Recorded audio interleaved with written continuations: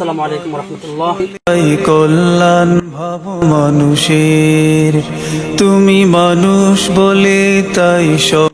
খেদমতে খলক বাংলাদেশের ইফতারের বিতরণ কাজ চলতেছে আমাদের, ইনশাল্লাহ চলমান আছে, কাজটা আমাদের এখনো চলতেছে। এই দেখতেছেন যে আপনারা এখানে একটু দেখেন যে আমার বিভিন্ন প্রকারের নৌকা দিয়ে চতুর্দিকে পানি ভরা।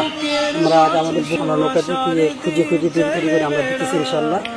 আমাদের 3 জেলা আমাদের কাজ চলতেছে, নোয়াখালী, লক্ষ্মীপুর, কুমিল্লা। আমরা সবচেয়ে কুমিল্লার শেষ অঞ্চল আমরা আছি, যেখানে সাধারণত চালান আসতেছে না। ভয়াবহ অবস্থা, যেটা হয়তো আপনাদেরকে না দেখলে বোঝানো যাবে না।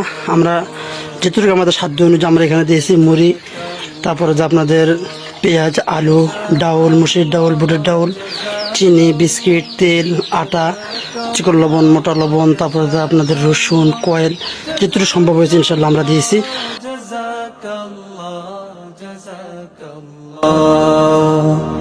কোন মানুষ